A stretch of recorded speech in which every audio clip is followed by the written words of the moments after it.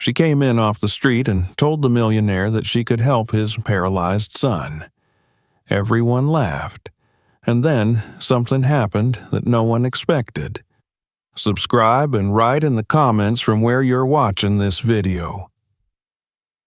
The winter wind cut through the alleyways like shards of broken glass, hissing past steel trash cans and rusted fire escapes, leaving nothing untouched by its icy sting.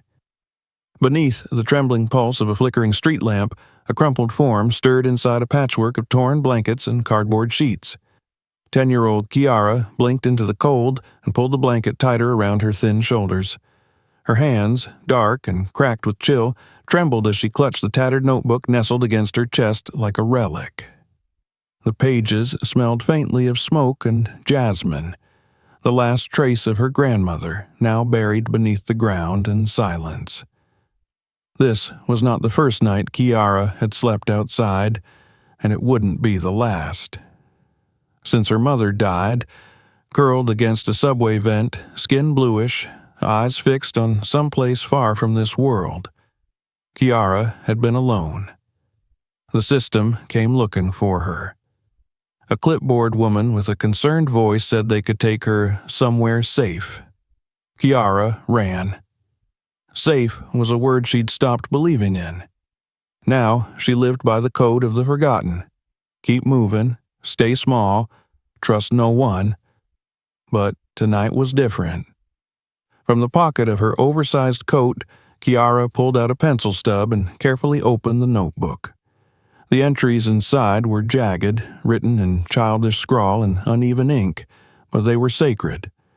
Her grandmother's words were part spell, part instruction, passed down like secret fire. Pain is not just in flesh, one page read. It sings in the soul, and a healer listens not with ears, but with heart.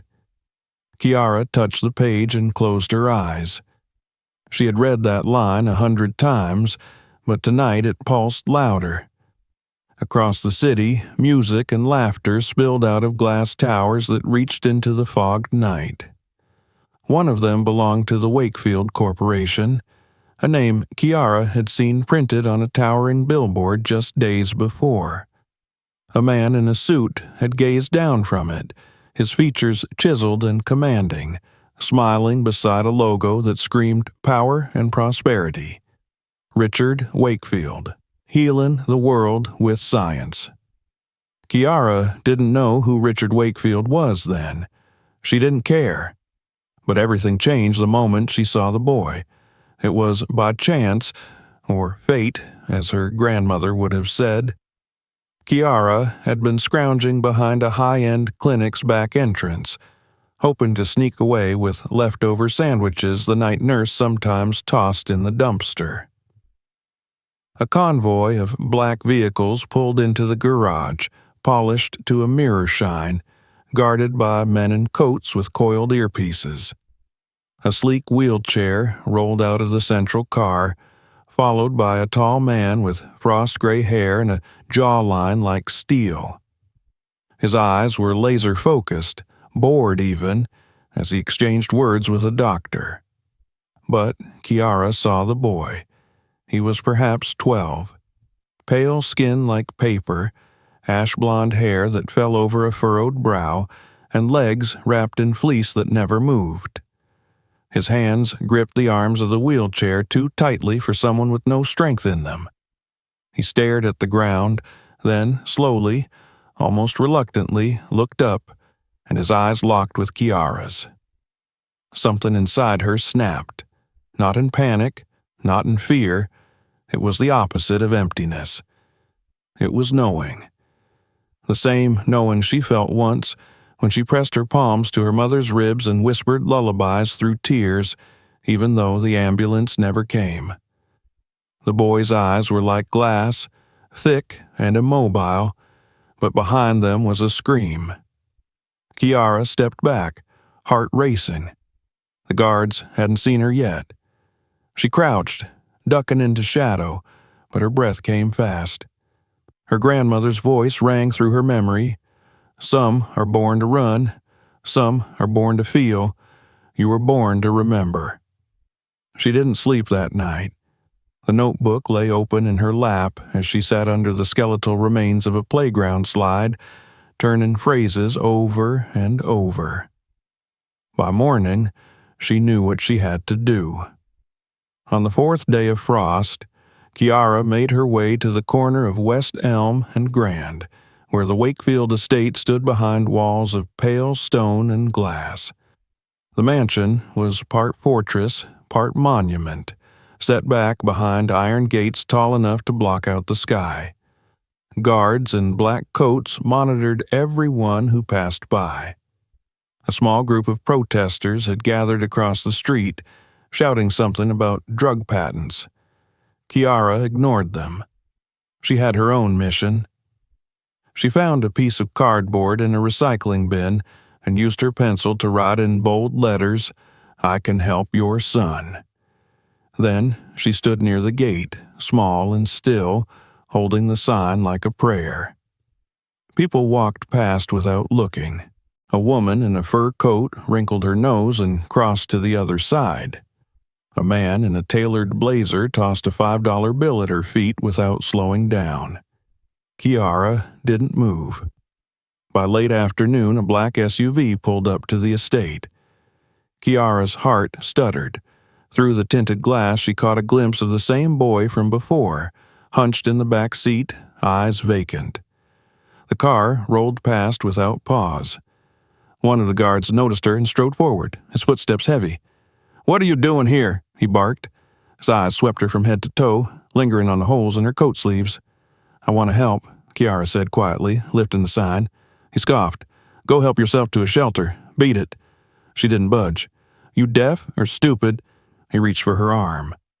Kiara jerked away and ran, ducking between the pedestrians, her sign trailing behind her. The guard didn't bother chasing her. He muttered something under his breath, something about crazy street rats and needing a damn city sweep. Kiara hid in an alley until dusk fell. She wasn't crying. Her grandmother taught her never to cry where men could see. Instead, she whispered under her breath, eyes closed, "He is locked, but I have the key."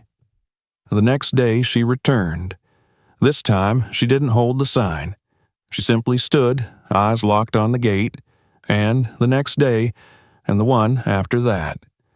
People began to notice. Someone posted her photo on social media. "This little witch says she can heal the Wakefield kid. LMFAO." It went viral. Kiara's face was turned into a meme. The healer of Wall Street. Psychic panhandler. Some laughed, others mocked. A few called it disturbing. No one took it seriously. But she stayed. By the end of the week, a staff member from the Wakefield house approached her. A woman in an ivory coat, severe bun, and polished boots. Her name was Mrs. Green. She didn't smile. "You're scaring the boy," she said bluntly. "He saw you in a video. It upset him. You're to leave and not return." Kiara looked her in the eyes and said nothing. "Do you understand?" the woman pressed. "Mr. Wakefield has important responsibilities. He won't be wasting time on delusions." Kiara turned and walked away, but not far. She slept under the eaves of a bookstore that night, listening to the patter of snow against the awning. Her notebook rested against her heart. The words inside vibrated in her bones. Somewhere inside that glass mansion was a boy who couldn't walk, couldn't smile, and couldn't be reached by any of the millions spent on him. But Kiara wasn't offering medicine. She was offering something rarer, something no one else seemed to see. She was offering hope. And even if they spat at her, mocked her, or dragged her away, she would offer it again, and again, and again. The frost had deepened by the following morning, painting the windows of the Wakefield estate with delicate filigrees of white, like nature's attempt to soften the glass walls of the modern palace. Inside, the air was warm and perfumed with sandalwood and citrus. The housekeepers moved quietly, their shoes soundless on the imported marble, their glances cast downward with the practiced discretion of servants well paid to disappear into the background. But silence did not mean peace. It never had in this place. Upstairs, in the third-floor west wing, Lucas Wakefield sat beneath a blanket of Peruvian alpaca wool, unmoving. His legs were covered, though he had long ceased to feel the difference. Around him, the room was more a gallery than a boy's chamber, walls lined with abstract paintings, bookshelves filled with untouched volumes, and a state-of-the-art gaming system gathering dust beneath a television larger than the bed he slept in. Sunlight poured through the floor-to-ceiling windows, illuminating the faint scratches on the glass, the faintest imperfections in an otherwise pristine world. Lucas stared at the view blankly, chin resting on a hand too limp to support it. His wheelchair had been parked near the window earlier that morning by an aide who no longer tried to engage him in conversation. The boy had not spoken more than a few words since the accident 9 months ago, and the therapists had stopped pretending they could coax him out of silence. He was a statue now, carved from pain, positioned each day for optimal exposure to vitamin D, and monitored with silent hope. Outside, past the manicured lawn and heated driveway, a black town car pulled to a stop beneath the front portico. Ronald Wakefield stepped out, his tailored coat cutting sharply against the snow-dusted steps. His silver hair, combed back with precise effortlessness, caught the low winter sun, giving him the air of a man perpetually illuminated by his own importance.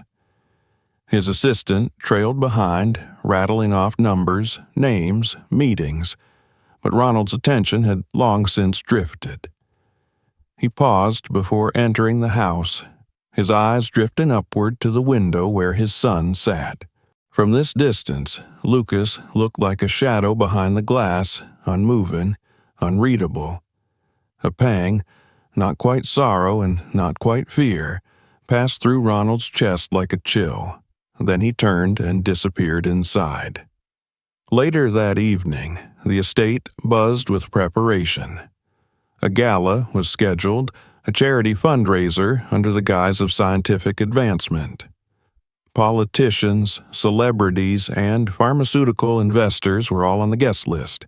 Beneath the glittering chandeliers and polished silver, deals would be struck over foie gras and fine wine.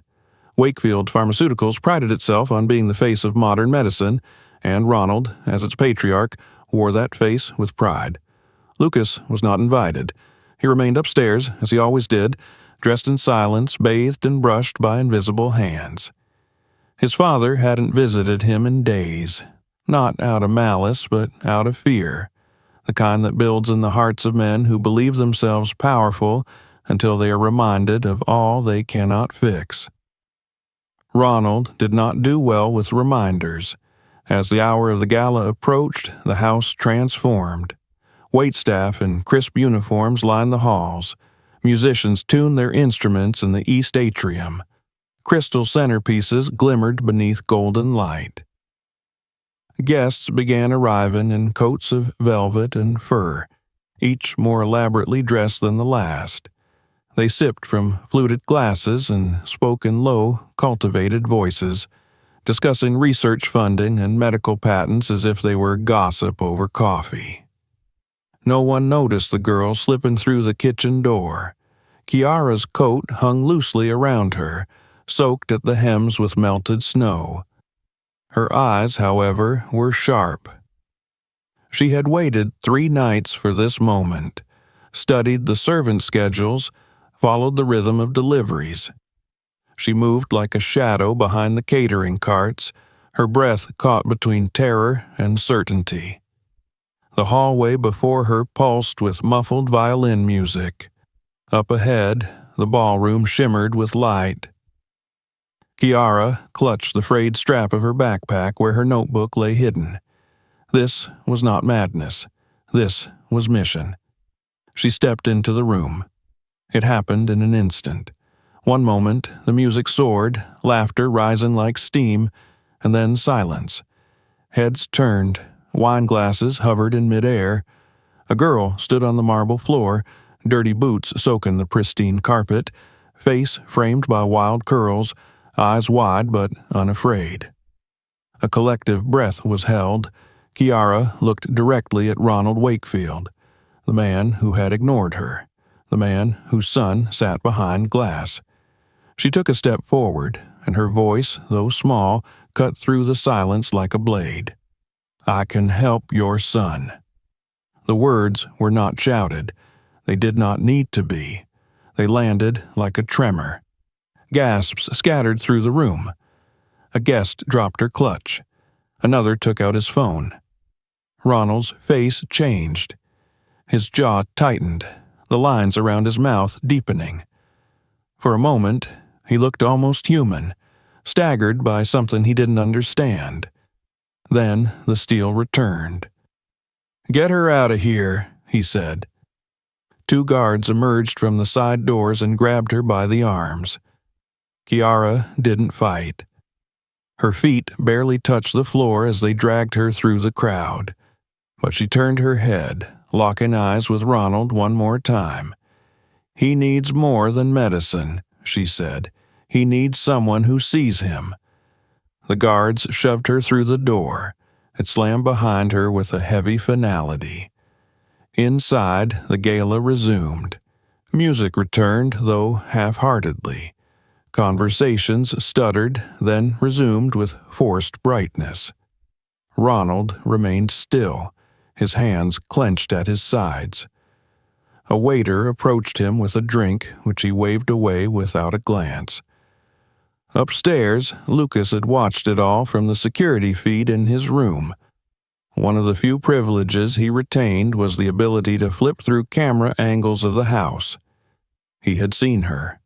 The girl. The same one from outside. The same one who didn't look at him with pity or polished sympathy, but with something else, something fierce. He rewound the footage, watching her step into the ballroom again and again. Her voice echoed in his mind. "I can help your son." Downstairs, Ronald retreated to his office. The party could run itself. He poured a drink, 2 fingers of scotch, no ice, and stared at the flames flickering behind the fireplace screen.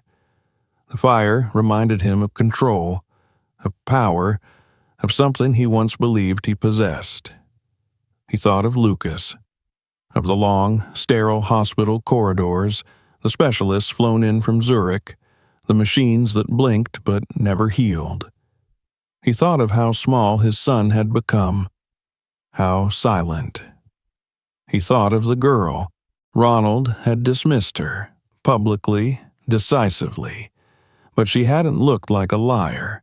She had looked like someone who believed she had something to offer, and somehow that belief had lodged itself into his mind like a splinter. He poured another drink and sat in the dark. The next morning, a new wave of articles flooded the business feeds.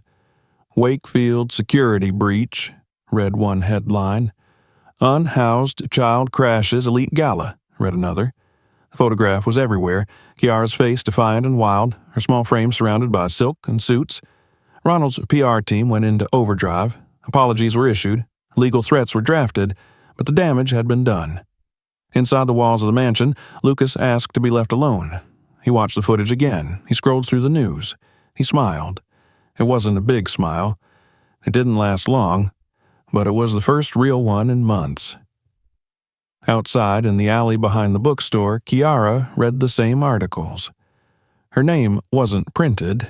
No one had bothered to ask it, but her image was etched across the world.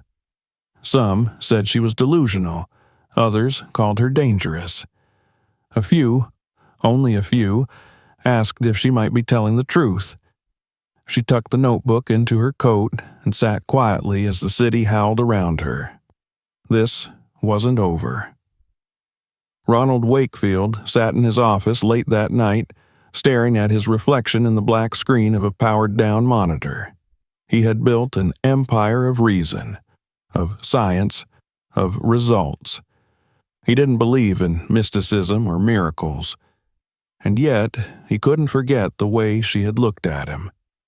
As though, for once, he wasn't the one with all the answers. The nights had grown longer, as though the city itself conspired to stretch the darkness, drawing it over rooftops and alleyways like a funeral veil. Beneath the humming neon of a 24-hour laundromat, Kiara crouched behind a dumpster, her back pressed against the brick wall that radiated a fading memory of heat. She hadn't eaten in 2 days. The stale sandwich crust she'd salvaged from a plastic bag behind the bakery had gone to a pair of toddlers huddled beneath a train overpass. She watched them eat in silence, remembering the way her grandmother used to tear bread in half and whisper, "What we give, we keep." Her fingers were stiff with cold, but she didn't complain. Complaints were for those who expected something better. Kiara expected nothing. And yet, somewhere deep beneath her ribs, something flickered, a whisper, a weightless ember of purpose that had not gone out, even after humiliation, even after the guards had shoved her onto the pavement and the crowd had laughed. She clutched her notebook tighter to her chest and rested her head on her knees. The words inside weren't spells. They were reminders, truths wrapped in memories. Some wounds are deeper than bone. Some pain grows roots. But even the deepest ache will answer to love that doesn't flinch. That was her grandmother's wisdom. Her grandmother, who had died in a shelter bed because the hospital turned them away. Because they thought a black woman who spoke of healing through breath and thought and energy was a lunatic. Because she didn't have insurance. Now, Kiara was alone. But the boy in the chair, he was alone too. She'd seen it in his eyes. Not just pain, loneliness, that invisible kind that eats from the inside out. Across the city, in a bedroom built of money and isolation, Lucas stared at the ceiling. The light was off, but he didn't need it. He knew every contour of this ceiling, every flicker of the city light that seeped through the heavy drapes. He lay awake, remembering the girl. Not because she had stormed into a party or caused a scandal. No, it wasn't the drama that clung to her memory. It was her stillness. She hadn't trembled, not even when they dragged her out. And when she looked at him, through that camera lens, through the footage he had watched over and over, she had looked like she knew him. Not the version of him on pamphlets, not the tragedy the doctors dissected with charts, but him. The boy still buried under all the broken. He closed his eyes. His legs tingled. Not the phantom kind that the doctors said he might feel, but something else, like his muscles had heard her voice and were remembering. Downstairs, Ronald stood in his office, back to the fire, arms crossed as he watched the storm coil through the city. The press had not relented. Reporters camped near the gates. The internet fed itself on the image of the girl. The board had called 3 emergency meetings in 48 hours. And yet, none of it seemed real. What felt real was the way Lucas had smiled. Ronald had watched it on the security feed. The boy had leaned forward, studying the grainy image of the girl as she stood alone in a ballroom full of disgusted elites. And then, as if something vital had shifted, his lips had curled slightly at the edges. The footage had played in Ronald's mind like a loop. It was the first time his son had reacted to anything that wasn't medical torture or soul-numbing therapy, and still he hadn't moved, hadn't gone to Lucas's room, hadn't spoken to him. The shame of that sat in Ronald's stomach like lead. What kind of father needs permission to face his own child? That night, He couldn't sleep. The scotch did nothing. The silence of the estate felt louder than any news cycle, and so, without alerting his driver, without informing security, Ronald took his coat and keys and stepped into the freezing night. He didn't know where she was. He barely knew her name, but he remembered the bookstore she had retreated behind when the tabloids first broke. He remembered the street, narrow and cracked, with gutters that overflowed in the rain and windows lined with soot. He remembered because when he'd passed that alley once before in the back seat of his car, he had turned his head away. Now, he parked 3 blocks down and walked. The pavement was slick with ice. The city smelled of car exhaust, burnt sugar, and something rotten. A man like him didn't belong here. His coat cost more than most apartments on this street, but for the first time in years he didn't care. He found her curled beside a heating grate, wrapped in her coat, one shoe missing, the other held together with duct tape. She looked smaller in the dark, younger, but when her eyes opened and met his, there was no fear, only quiet readiness. She didn't speak. Neither did he. He lowered himself to the ground beside her, the concrete stealing warmth from his legs immediately. He hadn't sat on the ground since college. The indignity of it would have horrified him once. Now it felt like confession. He opened his mouth, but the words tangled in his throat. Kiara waited. Finally, he pulled something from his pocket. A photograph. Lucas, aged 7, laughing beside a pony at some long-forgotten fundraiser. Ronald didn't say what it meant. He didn't have to. "I saw you on the feed," Kiara said quietly. "You watched her drag me out, but you didn't look away." His mouth was dry. "No?" She nodded as if she already knew. "I need to understand," he said at last. "Why do you think you can help him?" "Because I know what it's like to be frozen," she replied. "To be there, but not really. To be invisible. I see it in him.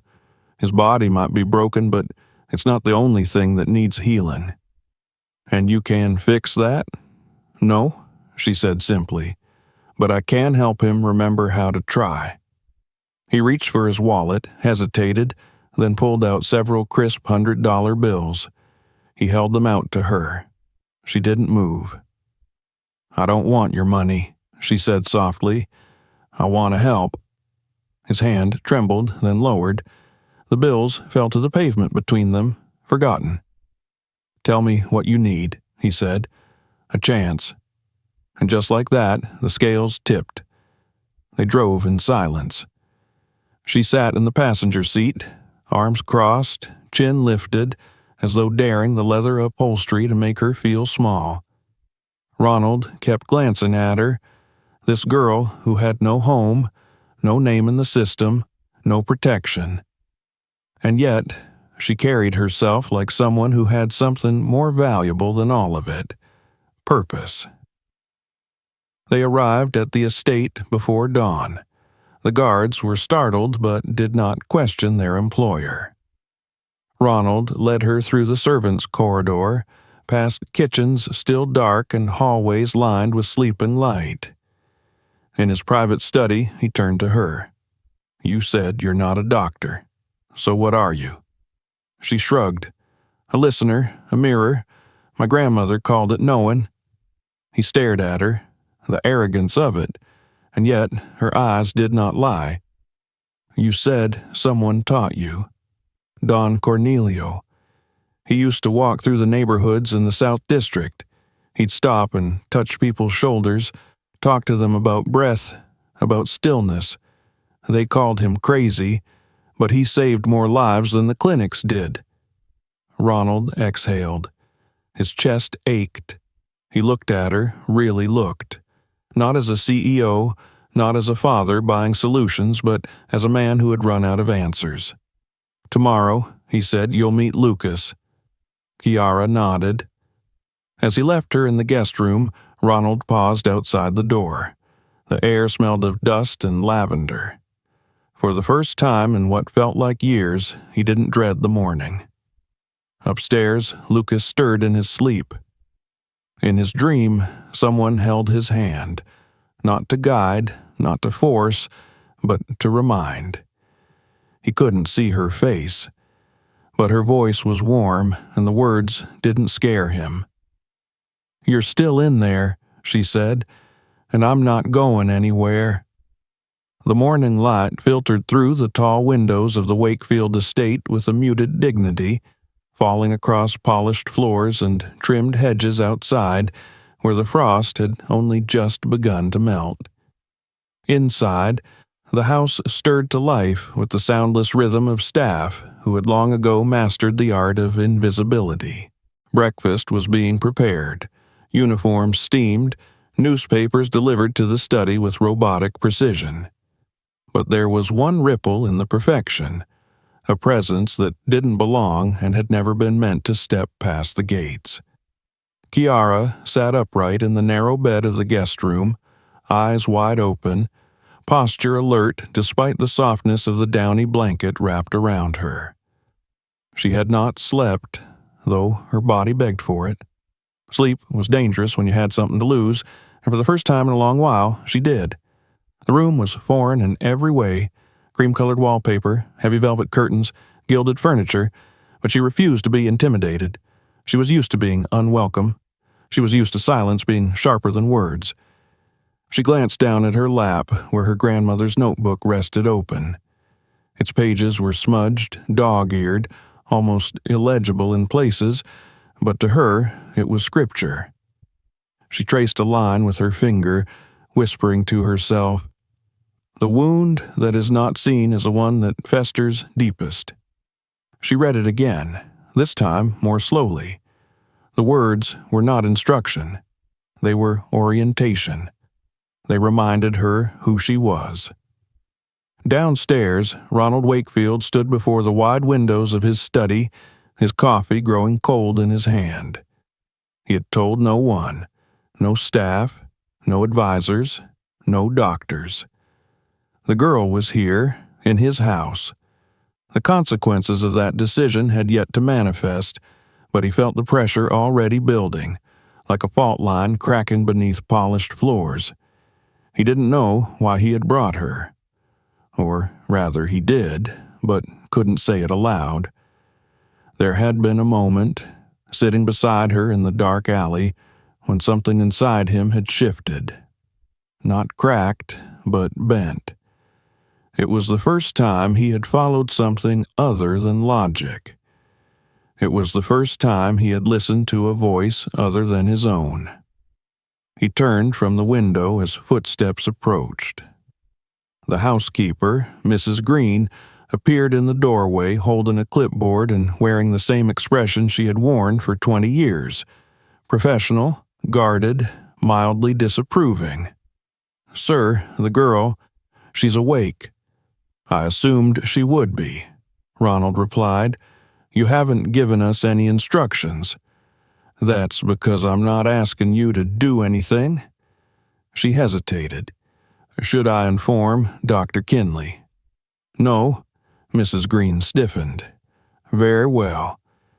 She left without argument, but Ronald caught the flicker of judgment in her eyes. She thought he was mad. They all would, soon enough. But he didn't care. He had watched his son fade behind glass, and if the world's finest minds hadn't been able to reach him, maybe the solution wasn't in the world they knew. He went upstairs himself. Not to Lucas's room, not yet. First, to the guest room. He knocked once and opened the door without waiting for an answer. Kiara was sitting on the edge of the bed, fully dressed, her backpack at her feet. "I'm ready," she said. Ronald studied her. Her posture was rigid, but not tense. Her eyes were bright, but not eager. She wasn't here to beg or impress. She was here to do what she believed needed doing. He nodded. "Follow me." They moved through the house without speaking. Kiara walked with silent steps, scanning everything. The layout, the staff's reactions, the rooms. She read spaces the way other people read faces. Every hallway told her something. Every painting, every scent. By the time they reached the West Wing, she already understood more about this household than anyone had meant for her to. Ronald stopped before a closed door. He may not talk to you. He may not even look at you. Kiara nodded once. He opened the door.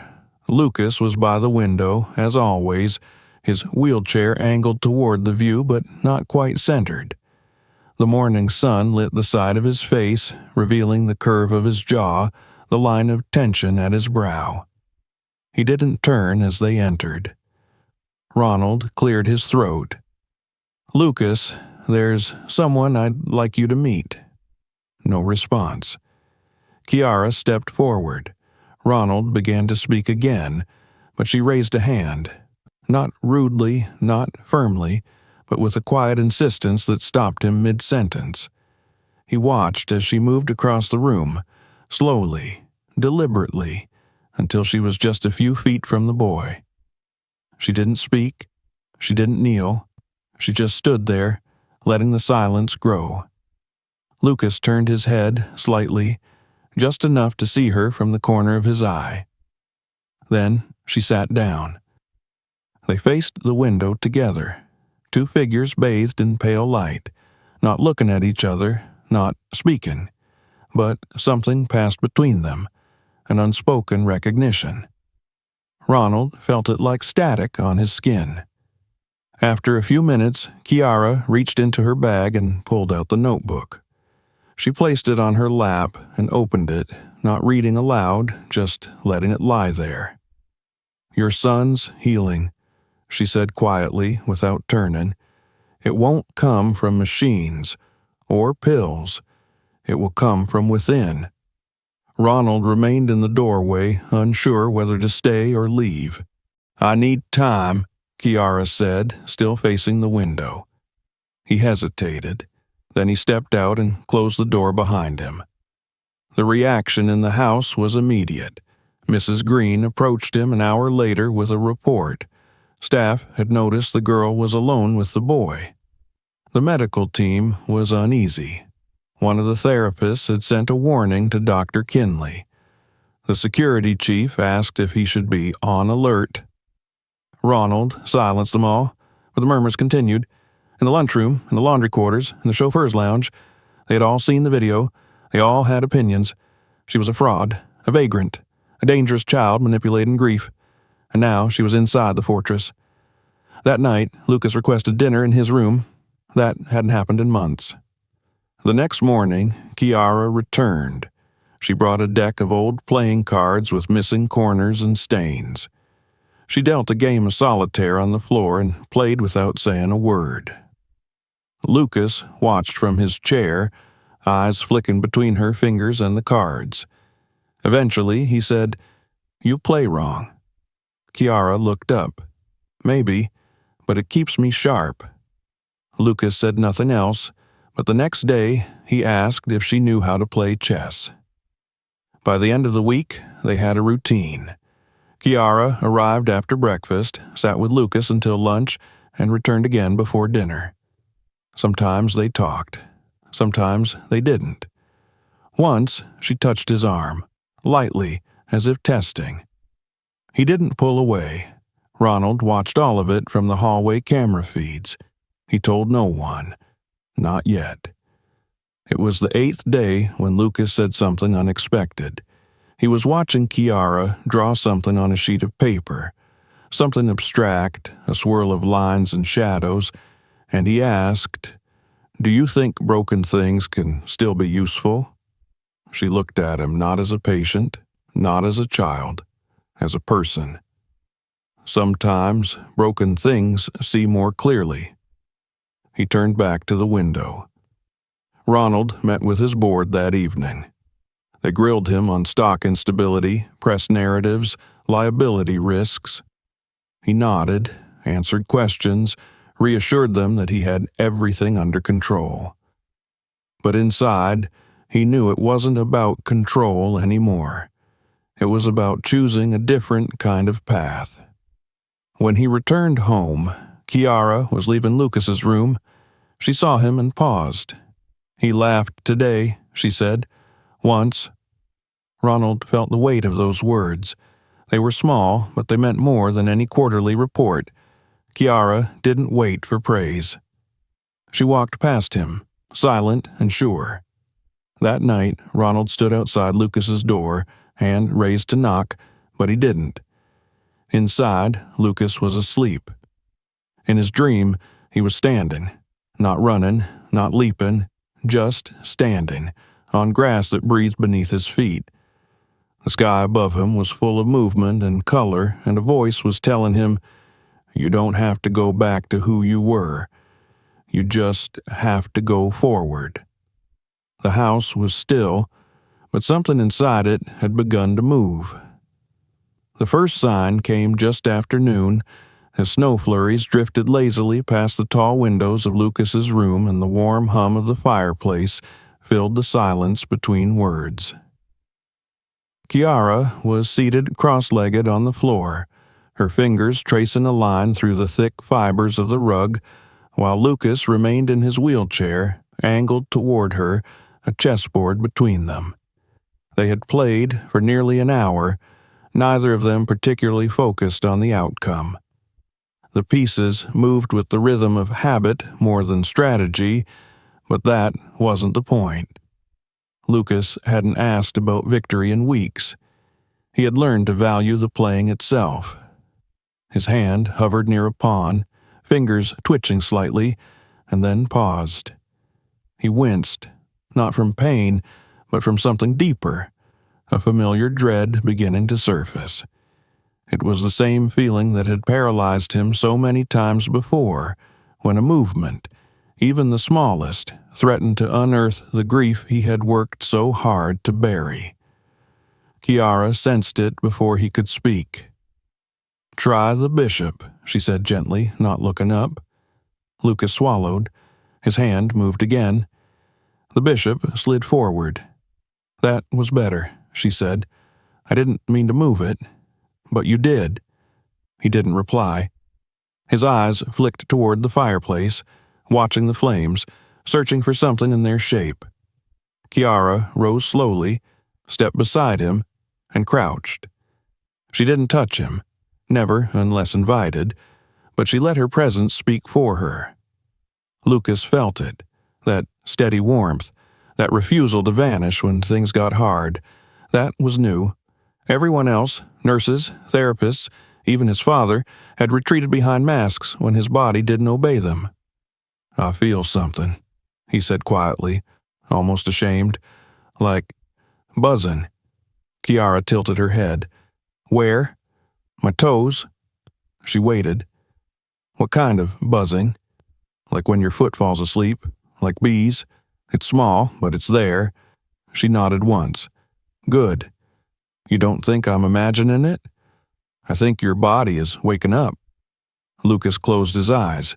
His fingers tightened slightly on the wheelchair's armrests. What if it's just false hope? Kiara stood. Her voice was low but steady. Hope doesn't have to be false or true. It just has to be yours. That night, Ronald didn't watch the cameras. He went to Lucas's room for the first time in over a week, unsure of what he expected to find. He had prepared himself for rejection, for cold glances and clipped answers, but when he entered, he found Lucas asleep, his hand resting on Kiara's notebook, which lay open on his lap. He stood in the doorway for a long time, uncertain whether to speak or retreat. Kiara was seated in the corner, arms wrapped around her knees, her eyes tired but peaceful. "He said he felt something," she whispered. "His toes." Ronald stepped further in. "And you believe him?" "I do." He looked at the boy, his face still in sleep, his expression softer than he had seen in months. Then he looked at the girl the media still called a fraud, a distraction, a danger. "I believe him too," Ronald said, barely above a whisper, but the world beyond the estate's walls did not. The following morning, the headlines exploded. "Wakefield heir being treated by unlicensed child mystic, blared one. Ronald Wakefield's spiritual meltdown, read another. A photograph of Kiara stepping out of the back entrance of the estate was plastered across every major tabloid. Speculations ran wild. Some questioned her identity. Others dissected Ronald's mental deterioration. Investors panicked.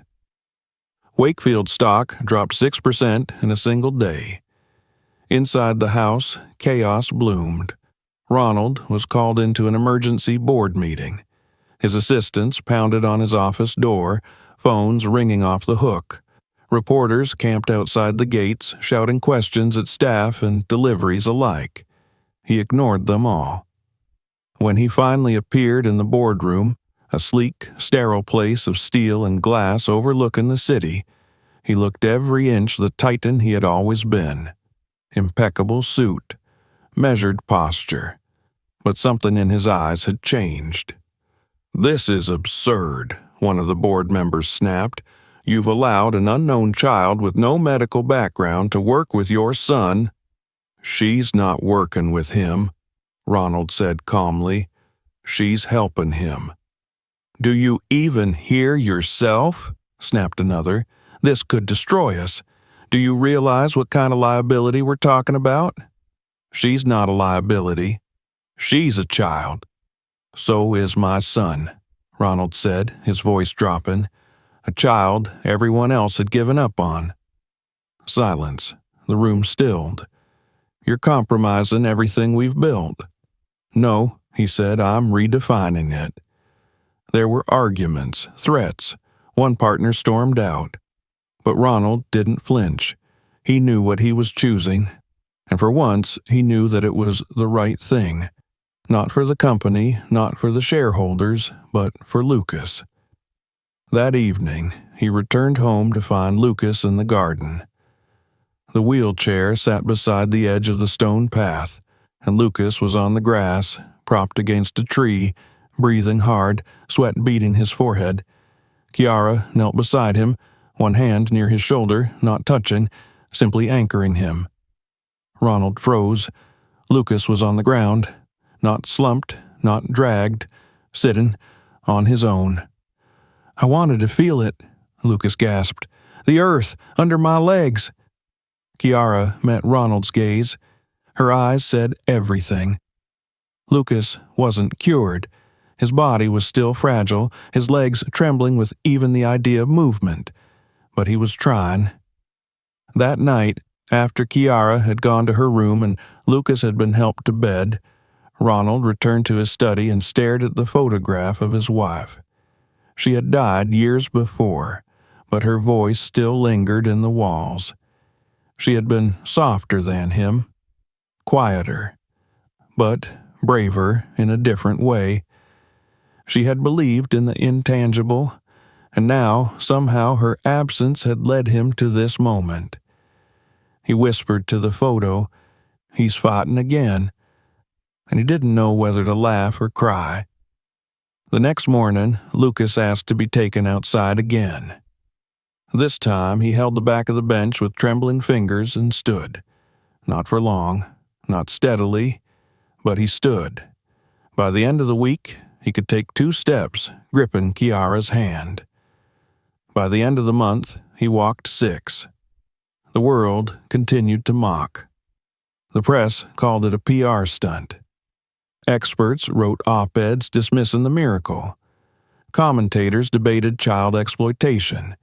But inside the house, the truth lived in every footprint Lucas left behind. Kiara watched from the sidelines, never claiming credit, never asking for more than time. One night, as they sat by the fire, Lucas said, "Do you think I'll ever run again?" Kiara smiled. "I think you'll fly." He didn't ask what she meant. He already knew. The frost had lifted. It wasn't quite spring yet, but something in the air had changed. The mornings, though still cold, no longer bit through the skin with cruel precision. The sky had softened, and so had the soil. In the gardens behind the Wakefield estate, Tender green sprouts pushed through patches of thawing earth, small and almost invisible, but determined. They arrived with no announcement, no fanfare, only the slow persistence of life where everyone had long since stopped looking for it. Lucas had reached the point of standing without assistance. His legs, though thin and often trembling, now answered when he called. The distance between his bed and the window no longer seemed infinite. He moved slowly, deliberately, with every step a quiet rebellion against the months that had claimed him. The medical staff still couldn't explain it. The therapists, whose clinical vocabulary once stretched endlessly across notepads and voice memos, now fell back on a single word: unexpected. But it wasn't unexpected to Kiara. To her, it was the natural result of being seen, being held in someone's gaze without judgment or calculation. Lucas had not only been paralyzed in body, he had been paralyzed in belief, in hope, in the very idea that anything in his life could be reclaimed. Kiara had never promised him a miracle. She had only promised to stay. And she had. Each day she greeted him not with clinical instructions, but with a steady, grounding presence. Sometimes they spoke. Sometimes they did not. Sometimes they painted or listened to music or watched clouds from the stone bench near the conservatory. And sometimes, without warning, Lucas would reach for her hand, not for balance, but for affirmation. And she would offer it without hesitation. Ronald had become a different man in those same days, not all at once, not in dramatic gestures, but gradually, like ice receding from the edge of a lake. He no longer lived by his calendar alone. He no longer entered rooms with the weight of meeting still clinging to his shoulders. More and more, he made time to sit in silence with his son, to ask how he was without expecting an answer, to learn the value of simply being present. He began helping Lucas into the garden in the mornings, guiding him down the shallow steps to the grass, listening when the boy described the texture of bark or the warmth of stone. There were moments when Ronald caught glimpses of the boy he had feared he'd lost forever. The curiosity, the sharp wit, the spark. It hadn't died. It had gone into hiding. One afternoon, Lucas looked up from a book and asked, without warning, "Why don't you ever talk about Mom?" Ronald had frozen. His hands stilled on the teacup, his breath caught. "I didn't know if you wanted to," he finally said. "I do," Lucas replied. "I think about her every day." Ronald nodded slowly. "So do I." From that moment, the wall between them began to crack, not with violence, but with honesty. The grief that had driven them apart now became a bridge. They spoke of her often, her laugh, her garden, the way she used to hum when slicing apples. Kiara listened quietly when they spoke, not intruding, not retreating. Her presence became something sacred in those conversations, the space where healing was allowed to take root. And then came the question Ronald had not anticipated. "I want her to be part of this family," Lucas said one evening. Ronald looked up from the chessboard. "Who?" "Kiara." Ronald studied his son's face. There was no hesitation, no playfulness, only a quiet certainty. "She already is," he said. "No," Lucas said, shaking his head. "I mean, really, I want you to adopt her." Ronald didn't respond right away. He stared at the fire for a long time. The idea, once unthinkable, no longer felt foreign. He had already given her the keys to the house, the right to speak without fear, the authority to touch the most vulnerable part of his life. What was a name compared to that? He found her in the garden later that evening, seated cross-legged beneath the dogwood tree, notebook in hand, writing in long, looping strokes. "I have something I want to ask you," he said. She looked up. Her expression was unreadable, as always. I want to adopt you." Kiara blinked. For the first time since he had met her, she seemed uncertain. "You don't have to answer now," he said, "or ever. I know this place was never meant to be yours. I know the world hasn't exactly given you reasons to trust what's offered freely. But I want you to know you are wanted. Here, in this family. Not because of what you've done, but because of who you are." For a long time she said nothing. Then, finally, she nodded. "I'd like that." The process moved quickly. Ronald Wakefield was not a man who encountered red tape for long. His lawyers were discreet. The paperwork was signed within weeks. The news, when it reached the public, ignited another wave of controversy. Speculation flooded the media. Theories abounded. Was this a publicity stunt, a distraction, a transaction? But Ronald didn't grant interviews. He didn't clarify, justify, or explain. He didn't need to. He only needed to watch his son lift himself from a chair, walk across the lawn, and hug the girl who had changed everything. They held a quiet celebration on a Sunday afternoon. Just the three of them. Lucas insisted on making the toast himself. He stood behind the small table in the garden, a glass of lemonade in one hand, the other gripping the edge for balance. "This is my sister," he said. "She didn't have to save me. She didn't have to stay, but she did. And now I get to live a life I thought I lost. I'll never be able to repay her, but I can promise this. I'll walk with her now, wherever she goes." Ronald raised his glass, unable to speak. His eyes were too full. That night, as dusk rolled across the sky and the house settled into quiet, Kiara stood at the window of her new room. It wasn't the size or the softness of the bed that moved her. It was the books on the shelves, the drawings Lucas had made for her, the space carved out with care and permanence. For the first time in her life, she unpacked everything she owned. The notebook went on the nightstand. The next morning, Ronald found her seated on the kitchen stool, helping the cook slice strawberries. She laughed at something Lucas said and leaned against the counter like she belonged there, because now she did. Later that week, they went together to the district courthouse, where the judge finalized the adoption. The man in the robes smiled down at her, his voice warm. "Do you accept Ronald Wakefield as your legal guardian and father?" She nodded. "Yes." "And do you accept Kiara?"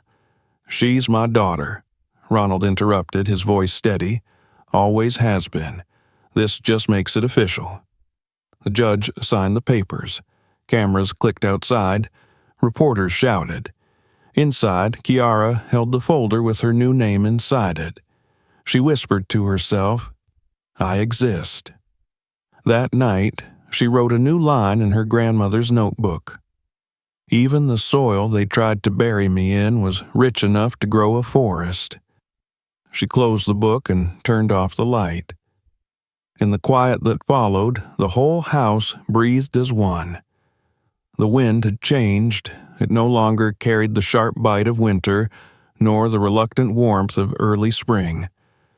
It was softer now, round at the edges, brushed with the promise of something blooming just out of sight. The trees surrounding the Wakefield estate had begun to wear a faint shimmer of green, not yet leaves, but the preparation of them. The grounds, once frozen and silent, now sang with small life. Sparrows in the hedges, bees in the blossoms, the murmur of newness rising through the soil. But inside the house, the most profound changes had already taken root. Lucas now walked unaided for short distances. He still used the wheelchair for longer days, still trembled when tired, but he was moving, not just physically, but emotionally, inwardly, with a growing confidence that came not from therapy or clinical intervention, but from trust. His steps, tentative at first, had grown steadier, and his eyes, once dulled by the weight of despair, now sparkled with something fierce and bright. He was living again, and everyone who saw him knew it, even if few could explain it. The Wakefield estate had transformed with him. The halls that once echoed only with the polite murmurs of staff now rang with music, laughter, and conversation. Ronald had taken to cooking breakfast on Sundays, burning eggs more often than not, but refusing to let the chef intervene. Lucas played the piano again, his fingers clumsy but determined. And Kiara. Kiara had found her rhythm within the house as though she had always been meant to be there. She had gone from guest to guardian in the space of weeks, not by force, but by presence. Wherever she walked, something changed. Not because she demanded it, but because she reminded people of something they had forgotten. Ronald watched her often from the study window, where he now spent less and less time. She moved through the garden with her notebook under one arm, sometimes stopping to write, sometimes simply standing with her face tilted to the sun. She was still quiet, still observant, still carrying the weight of memories no one could name. But there was a lightness in her now, a grace that came from being held, not as a burden, but as a gift. The foundation began almost by accident. It started with a letter. A woman from the city's south side wrote to the estate. She had seen Kiara's story in a magazine, one of the few that had chosen to report it not as a scandal, but as a miracle. Her daughter had been injured in a car crash 6 months prior. The doctors had said she would never walk again, but the mother had seen a photograph of Lucas standing beside Kiara, and she dared to hope. She didn't ask for money, she asked for a visit. Ronald brought the letter to Kiara that evening. She read it 3 times before speaking. "I want to go," she said. They traveled together 2 days later. Lucas insisted on coming, and Ronald didn't argue. The girl's name was Elena. She was 10, with dark hair and eyes like glass, and she barely looked up when Kiara entered the room. Her mother hovered in the doorway, anxious, hopeful, afraid. Kiara sat beside the girl, opened her notebook, and began to read. She didn't touch Elena. She didn't offer false promises.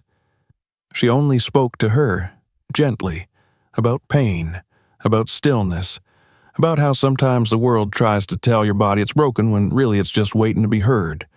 Elena didn't speak, but she cried, not loudly, not dramatically, just a single tear sliding down her cheek like the melting of a stone. Kiara smiled and whispered, "That's the beginning." Word spread faster than they imagined. By the end of the month, 5 more letters arrived, then 12, then over 100. They came from across the country. Parents, grandparents, teachers, even children writing in crayon. Some wanted help, some wanted hope. Some simply wanted to say thank you. Ronald called a meeting. "This can't stay small," he said. "It matters too much." And so they began the Kiara Foundation.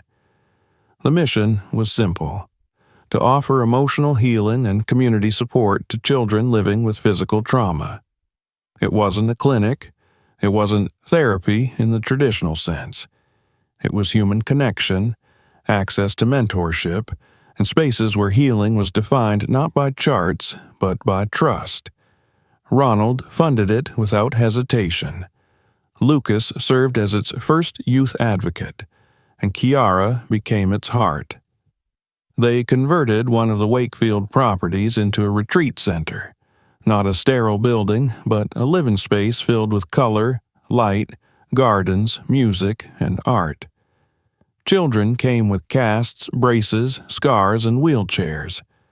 They left with laughter, with memory, with the understanding that they were seen. Some walked again, some didn't, but all were changed. Kiara worked without title. She met every child at eye level, never above. She didn't promise recovery. She promised presence. That was enough. Reporters came, documentaries were made, awards followed, but fame never changed her. She never moved into a mansion. She never bought designer clothes. She wore the same jacket, kept the same notebook, and carried the same voice that had once whispered through alleyways and subway stations. One morning, Ronald found her in the garden, reading aloud to a group of children. Her voice was calm, steady. The sun had just broken through the trees, casting gold across their faces. He stood silently, overwhelmed. She looked up, met his eyes, and smiled. That night, Lucas sat beside Kiara in her room. They were older now, both taller, stronger, more certain, but the bond between them had never changed. "Do you think this will last?" he asked. She closed her notebook. "Yes," she said, "because it's not mine. It belongs to everyone who believes." Lucas nodded. "And what about you? What do you want now?" She thought for a long time. "To keep walking," she said, "wherever the path leads." A month later, she received a letter postmarked from her old neighborhood. It was unsigned, but the handwriting was familiar, curved and trembling. Inside was a single sentence. "You have done what I couldn't." It was from her grandmother's old friend, Don Cornelio, perhaps, or someone who had known her legacy. Kiara pressed the letter to her chest and wept. In time, the Kiara Foundation expanded. Chapters opened in other cities, other countries. Ronald stepped back from business entirely, devoting himself to mentorship and advocacy. Lucas began training as a therapist. He walked unaided now, ran occasionally, and had become a gifted public speaker. At every major event, he introduced himself the same way. "My name is Lucas Wakefield. I was broken, but someone showed me how to be whole again." Years passed. The estate remained, though it changed with time. The garden grew wild in places. The old conservatory became a studio. The bench under the dogwood tree was worn smooth from use. And Kiara remained at the center of it all. Not as a figurehead, not as a saint, but as a reminder that even the forgotten can be found, that even the broken can heal, that even a whisper in the dark can grow into something loud enough to change the world. And that hope, quiet, persistent, unreasonable hope, is the most powerful legacy of all. If this story moved you, make sure to subscribe so you don't miss the next one. Watch more videos on the channel for stories that stay with you. And if you know someone who needs a little hope today, share this video with them.